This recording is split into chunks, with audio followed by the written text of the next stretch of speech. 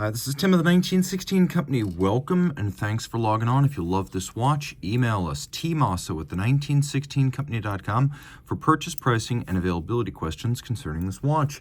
Today, we're discussing a long-running favorite relaunched and redesigned for 2024 from IWC. This is the Portugieser Perpetual Calendar 44.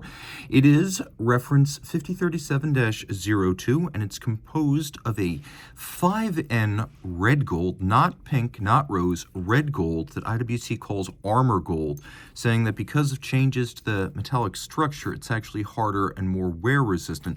I have no way to evaluate that firsthand. I'm just passing it on.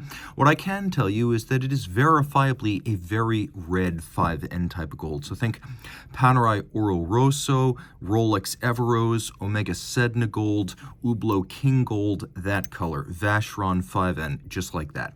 The watch is larger than the name implies. So yes, Portugieser Perpetual Calendar 44, but 44.4 millimeters in diameter with a double boxed glass box crystal. We'll talk about that in a moment. 15.2 millimeters thick from lug tip to lug tip, 52.5 millimeters with a 22 millimeter spacing between the lugs.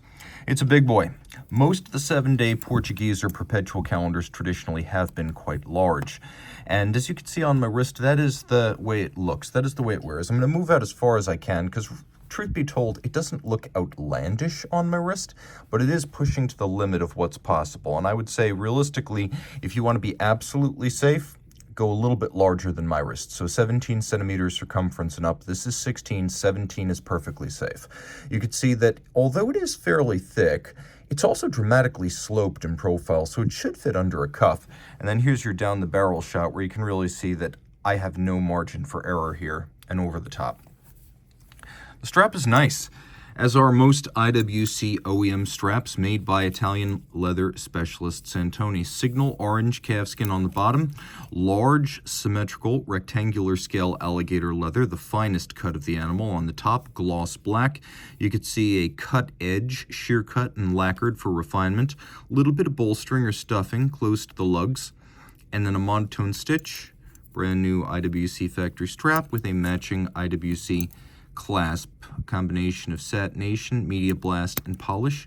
Internally media blasted with IWC in its German-Swiss town of origin, Schaffhausen, Switzerland.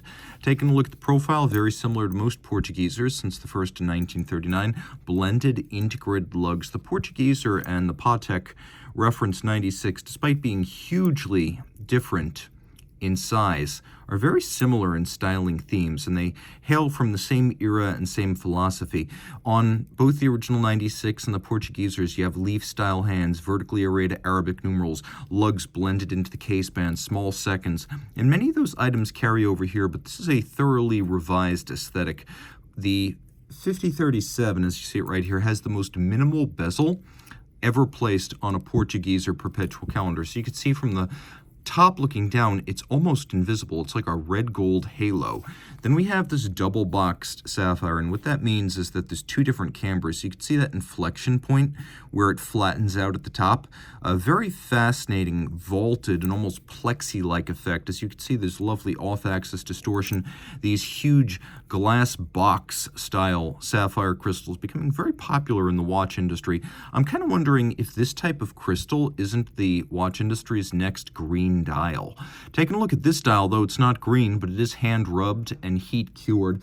Multiple layers, 15 layers of lacquer, both black obsidian and clear, polished by hand and cured with heat, and really just create a glossy, lustrous, almost enamel-like surface, with the distinction that lacquer is perfectly smooth and enamel is not, so this is flawless.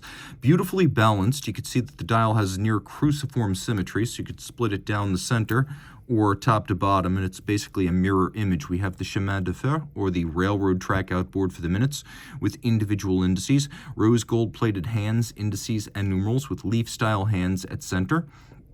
Ah, yes, the comprehensive year display. Year, decade, century, and millennium. So you can see the 21st, 22nd, and 23rd centuries loaded inside the watch, and it can be updated with time when the 24th becomes necessary. The watch features a power reserve indicator coaxial with the date indicator. So 7 days of power reserve via twin barrels, automatic winding that you can manually wind if you wish to watch the power reserve indicator hand move. The watch features a northern and southern hemisphere moon phase display. We'll get out of the danger zone here. IWC watchmaker Kurt Klaus created this mechanically programmed, synchronized perpetual calendar back in the 80s, working with pen and paper back before computer-assisted design. It remains a compelling solution, as all you need to do is set the correct date, and everything else, including the moon phase, the year, and the decade, jumps in sequence. So if you fall 4 days behind, wind it up, set the time, jump forward 4 days as the date is indicated. As simple as setting a Rolex date just. Now you'll notice we have running seconds, and if you pull the crown out all the way, we do also have hacking seconds. We have little dropped tracks with a concentric pattern for the coaxial indications of running seconds and day, date and power reserve, and then we have the single standalone month at the bottom. Taking a look at the back, we've got a new generation of movement. This is the 52,000 series. It's still big. All of these 7-day automatics are, though the watch is now 50 meters water resistant rather than the previous 30. The rotor is rose gold, and though machine finished, attractively so, the twin barrels. And the solution here is that for a long time, the single barrel 7-day movement would race when fully wound, gaining a lot of time, and then start losing a ton of time when it approached the end of its run. So with the twin barrels, that ebb and flow, or I should say surge and ebb, has been corrected. What you'll also notice is that this one now features a full ceramic Peloton winding system, pawl and wheel, so it doesn't need any lubrication, nor does it create dirt on the movement, which was a problem with previous Peloton. While it does look as though it has a full balance bridge, there's actually a small seam between both sides, but for aesthetic purposes, it's designed to look like a full bridge. It is free-sprung for durability and precise setting, and as you can see, it is adjusted in a chronometer and high horology standard 5 positions. One difference on this generation, this is the 52616, you can see it uses a flat hairspring rather than the previous overcoil, but it is a 4 hertz beat rate rather than the previous 3 hertz. The movement is huge, as you can see, 38.2 millimeters in diameter. IWC designing and building this one in-house, and now giving us a little bit of a skeletonization of the barrel bridge so we can see these two barrels.